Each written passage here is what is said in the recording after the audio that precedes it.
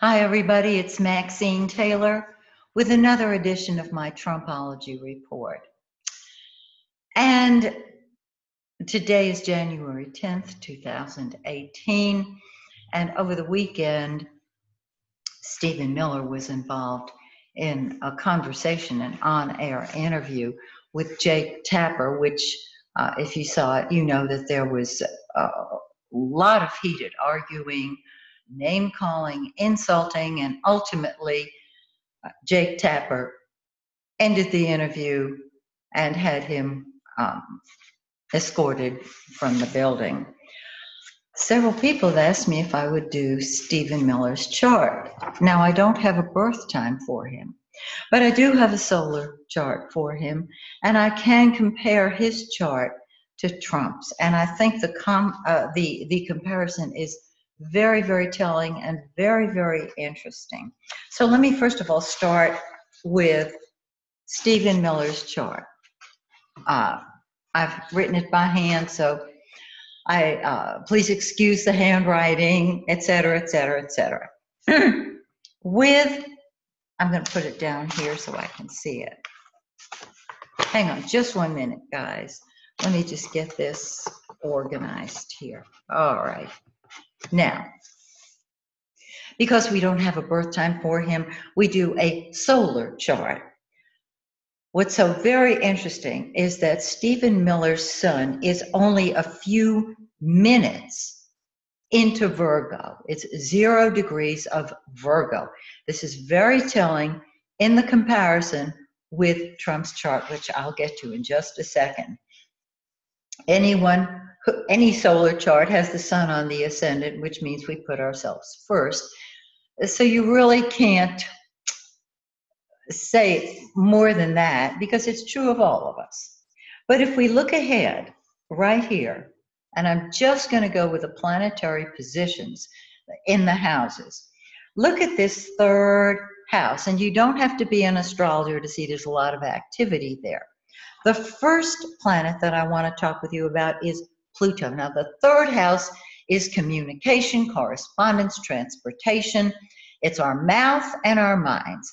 And with Scorpio on the cusp of that house, a person with Scorpio on the third cusp thinks like a detective. They are skeptical, even cynical of everything. They really want to know what's really going on. And when they speak, it's all or nothing. So they may go to extremes in their self-expression. With Pluto in Scorpio, its own sign, there is the tendency for the individual to be retaliatory, to retaliate, to go to extremes in what they say. And I think that's what was shown in the interview. Pluto and Scorpio, all or nothing. Let it out. Shoot from the hip. Do or die. That kind of thing. His Pluto is conjunct his south node, and traditionally, the south node is what we bring to the table from past lives. And so there's been this type of communication that he brings forward. Now, the south node traditionally indicates a certain amount of loss or draining of energy. If we concentrate only on the south node. His north node is in that ninth house, which gives him the opportunity and the ability to see the big picture. But with Pluto, control, annihilation, death and rebirth, all or nothing, sitting on the south node, there is the tendency to let it all hang out and deal with it afterward, so to speak. Now, Saturn, the planet of responsibility, seriousness, authority, is also in Scorpio. And so when he's in his third house, when he speaks as an authority. Saturn at times can be contemptuous. And so because they really feel, Saturn says, I am the authority. And in this case, it's with my word. So we got to be careful with Saturn not to get arrogant, not to think we're better than everybody else. It's easy to do. We all have Saturn in our chart someplace. So with Pluto conjunct the South Node conjunct Saturn, that would, this perfectly explains his part of the Jake Tapper show. Now, for those of you who study astrology, you know that Mars, the one going around now, for those of you who don't study astrology, the transiting Mars, is in Scorpio. And it's going to be in his third house, along with Jupiter. Jupiter is abundance, a lot of. So with Mars going through his third house, we could certainly anticipate quite a volatile expression on his part, which we got in the interview. Nonstop expression of all or nothing, let it rip, let it fly ideas. Now, Jupiter expands that. Mars is going to be in Scorpio till November. I forget when Jupiter enters Sag, but it's before then. So we can expect a lot more of this type of expression from Stephen Miller. Now, because we don't have a birth time for him, the moon is also in his third house or in his fourth. Third house moon is emotional and self-expression, and it's in Scorpio. So once again, it is just, you know, I don't care, let the chips fall where they may. I'm going for the jugular. Now, it doesn't have to manifest on that level. I have many clients and friends with many planets in Scorpio, and you know how I always say Scorpio is the most powerful sign in the zodiac because it is the most transformational. In this case, when you're in the public eye, as Stephen Miller is, he is showing us the level at which he's expressing this. Doesn't mean it couldn't change, and it could happen during this year because he's going to be using transiting Mars and transiting Jupiter to express himself. Okay. Fourth house. The moon in the fourth, if it's in the fourth, it's in Sagittarius, and that's the I want to be free to soar placement. It's a more optimistic placement than a Scorpio moon sitting in the same house as Pluto, South Node, and Saturn. Saturn is serious. Saturn takes its ideas seriously in the third house. Saturn takes itself seriously wherever it is in your chart and mine. Uranus in the fourth house, unexpected things going on at home. This is the lifetime chart, so there's the unexpected. One parent was totally unexpected, and I think perhaps that's what Stephen was expressing. I don't know. Neptune in his fifth house, he adores his children, if he has children. I don't know that he does, but they would be his dream come true. Jupiter, oh, and excuse me, I'm not giving you the signs, am I? Uranus is in Sagittarius, so he can be explosive with his truth, which I think he was. Neptune in Capricorn, it's to idealize reality, Saturn ruling Capricorn. But with that beautiful Neptune in his fifth house, if he has children, when he has children, they will be larger than life. He will adore them. Jupiter in Aquarius, this is a very humanitarian placement for Jupiter. A lot of work, wanting to work for humanitarian projects. North Node in the ninth house in Taurus, the ability to see the big picture and make it practical. Love that. Venus in Cancer, in 24 of Cancer. I'm going to talk about this in a minute when I compare his chart to Trump's. Venus in Cancer, love of home and family. In the 11th house, humanitarian, everybody is your friend. And this is a lovely placement for Venus. Mercury, our conscious mind, in his hidden 12th house, in great, grand, glorious Leo. So his ideas are very dramatic and usually very hidden because it's in the 12th house. Mars in Leo, wow, very dramatic, very, very dramatic. And Mars is not conjunct the 0-degree Virgo ascendant in the solar chart. But Mars in Leo is stuffed, in the 12th house, is stuffed anger, or anger expressed privately. I've never been to the White House, but I would be willing to bet that those people who know him feel or see anger behind the scenes. He couldn't help but express how he really feels with that 3rd house, and with Mars in Leo, the anger is dramatic. Okay, let's compare. Here is Trump's chart. And what I've done is put Stephen Miller's planets around the outermost edge. Yes, I know that there are many different types of aspect: the conjunction, square, opposition, trine, sextile, quincunx. I'm doing the conjunction because my mantra is conjunctions tell the tale. Okay. I'm going to start with the most obvious conjunction, and then I'll go around the chart.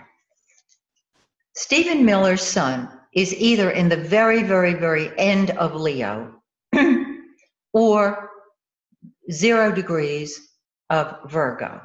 Look at Trump's ascendant. It's 29 degrees. Hang on.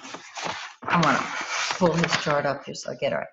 29 degrees, 58 minutes of Leo. 2 more minutes and it's in Virgo.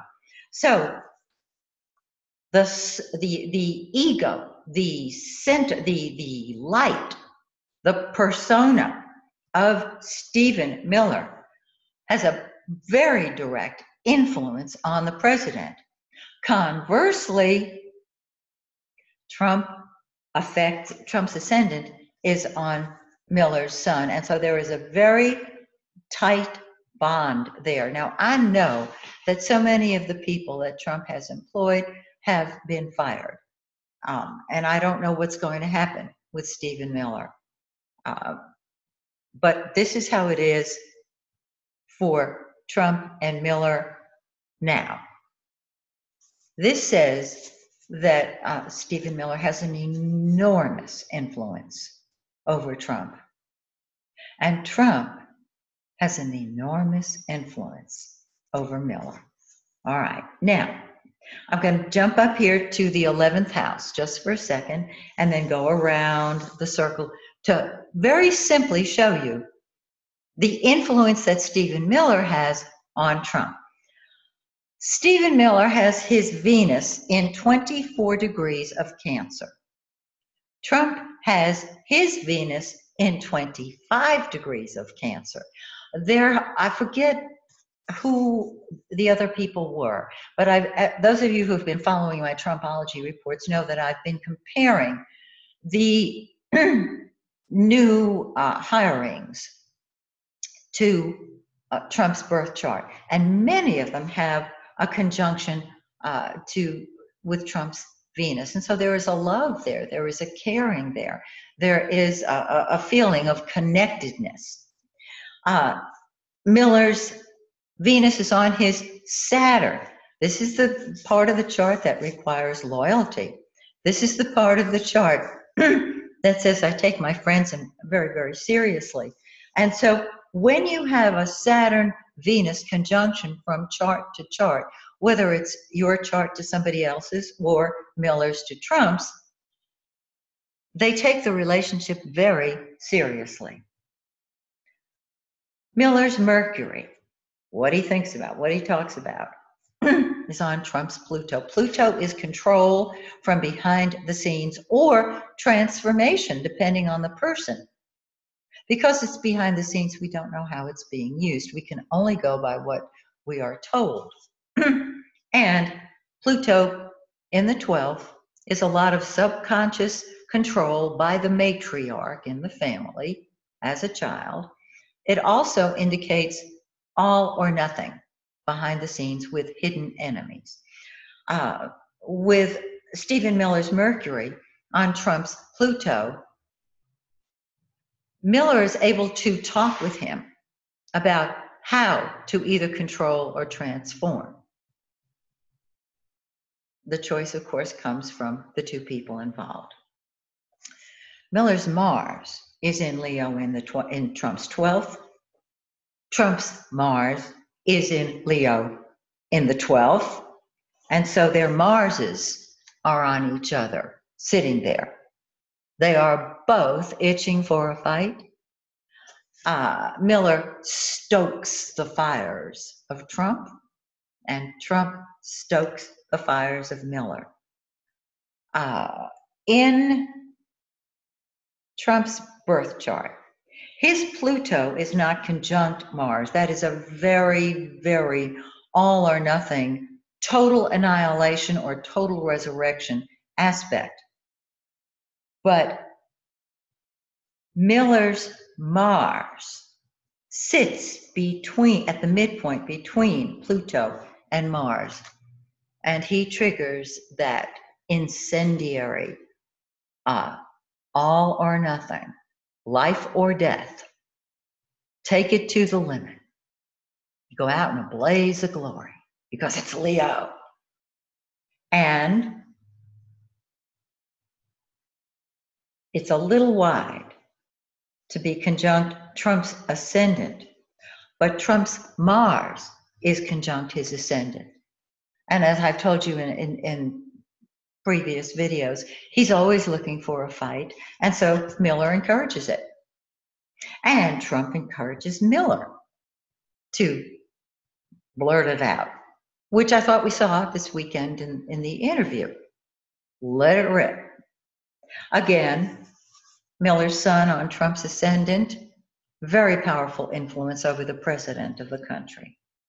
Now, we don't know if Miller's moon is in Scorpio or Sagittarius, but his very all or nothing Pluto, South Node, Saturn are in Trump's third house, and so he is encouraging Trump, verbally or non-verbally, it doesn't matter, I'm sure it's verbally. Once again, all or nothing, let it rip. His Saturn is conjunct Trump's IC, the cusp of the fourth house, making, adding a very serious note to home and family. In other words, encouraging Trump to take that very seriously. I don't think he has to encourage it because with Trump's South Node and Moon in the fourth house, he is drawn to that. Uranus, Miller's Uranus on the South Node Moon is a very explosive placement for it, unsettling Trump emotionally and possibly even the family. I don't know how, but that's what it shows. Miller's Neptune in the fifth house triggers a certain amount of idealism and wishful thinking about fun and enjoyment. Miller's Jupiter in Trump's sixth house of employees actually is a blessing to Trump because he will help with the employee situation and he will expand the work. The Jupiter usually blesses what it touches. Now, I'm not sure how Trump's employees feel about Miller, but there he is. And again, that beautiful North Node allowing Trump to see the big picture. The problem is he can get very caught up in this third house activity, Pluto, Saturn, South Node, and probably the Moon. So again, Mars is going to be in Scorpio for a few more months. Jupiter is going to be in Scorpio a few more months. If Miller is on air again, even if he's not on air again, we can expect to see this kind of all or nothing self-expression. Now, a lot of people like that, a lot of people don't. It is what it is.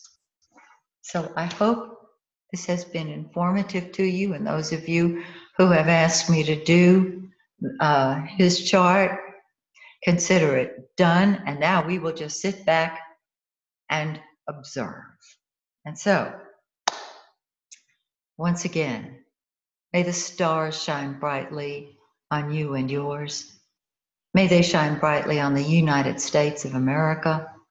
May they shine brightly on the entire world and all of our brothers and sisters all over the globe.